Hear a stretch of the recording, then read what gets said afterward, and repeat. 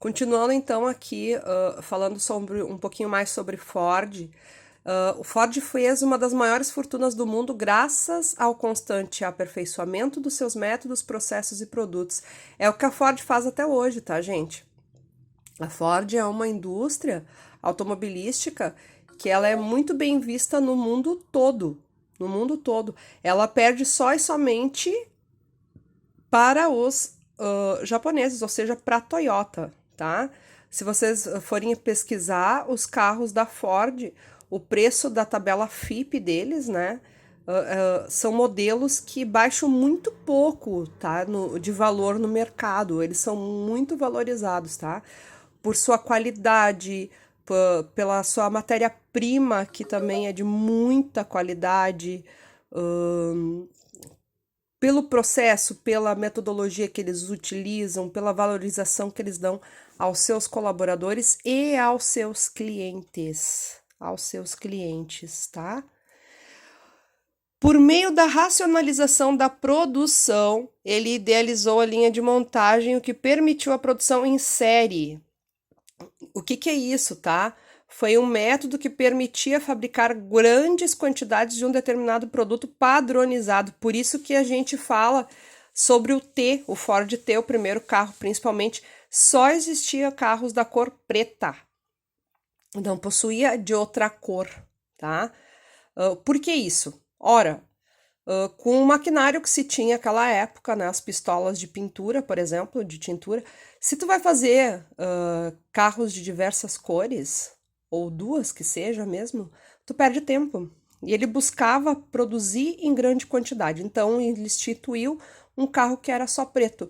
Não se perdia tempo trocando tinta, não se perdia tempo buscando outras cores, enfim, ele conseguiu racionalizar isso e ele idealizou essa montagem, essa linha de montagem, de tal forma que se fabricava grande quantidade. Tanto é que vocês viram no outro slide que a prof falou que eles fabricavam em torno de 2 milhões de carros por ano naquela época, tá? E vejo que era tudo artesanal, tá, gente? As rodas eram estrutura metálica, por dentro era madeira, havia a capota, ela era de couro costurada, tá? Era isso. O produto, então, é padronizado, mão de obra e desenho ao mínimo custo possível. Mínimo custo possível. Por isso que eu estava explicando para vocês antes da cor preta, tá? Reduzia custo também e permitia que se colocasse rápido no mercado para se ter rápido a lucratividade. Esse era o foco. A condição-chave da produção em massa é a simplicidade. Continua ali mostrando para vocês o T, ó, o Ford T pretinho. Simples, mas que fazia com que todos pudessem ter o seu carro, passear, ter o seu lazer e ter status na época. Ali a linha de os carros deles, né? Ele adotou 3 princípios básicos, e isso aqui vocês não podem esquecer, tá? O primeiro princípio da intensificação, que nada mais é do que reduzir o tempo de duração para produzir, tá? Então, se produz em tempo recorde e se coloca rapidamente no mercado para se ter lucratividade. Princípio da intensificação. Diminuir o tempo de fabricação, colocar rápido no mercado para se obter lucratividade. Princípio da economicidade. Reduzir o mínimo volume de estoque da matéria-prima. Foi ele que começou já a implementar um processo que a gente trabalha muito na administração, que é estoque mínimo. Por quê? Porque estoque é dinheiro parado. Então, fazer com que isso gire rapidamente e volte para a empresa rapidamente a lucratividade para se pagar aquilo que se teve de custo e se obter rentabilidade, tá? E o princípio da produtividade, que dizia o quê?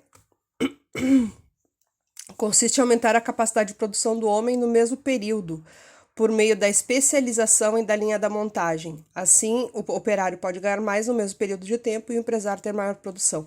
Isso aqui significa o quê? Eu qualifico o meu operário, eu permito que ele tenha maior eficiência naquilo que ele produz e rapidamente eu consigo ter maior lucratividade, tá? Só isso. Essa aqui é uma frase célebre dele, né? O minério sai da mina no sábado e é entregue sob a forma de um carro ao consumidor na terça-feira à tarde. O cara era demais, ele era fantástico, fantástico, fantástico, tá? A fórmula dele se baseou naquilo que Taylor preconizava, dividir as funções numa fábrica em 2 níveis, do planejamento e da execução, o que a gente trabalha muito forte na administração, tá? Até hoje. Ele cercou-se dos melhores profissionais para planejar a indústria, administrar, promoveu segmentação máxima de trabalho. Quer dizer, ele foi atrás, gente, ele buscou. Ele era tão visionário que ele buscou os melhores profissionais. Ele sabia que o que ele tivesse de time de melhor na empresa dele, ele só ia ganhar. É o que a gente deve fazer para se ter maior lucratividade, para a gente ter maior crescimento profissional, para a gente ser destaque, tá? Seja no mercado de trabalho ou na nossa vida pessoal. Buscar se cercar de pessoas melhores, tá?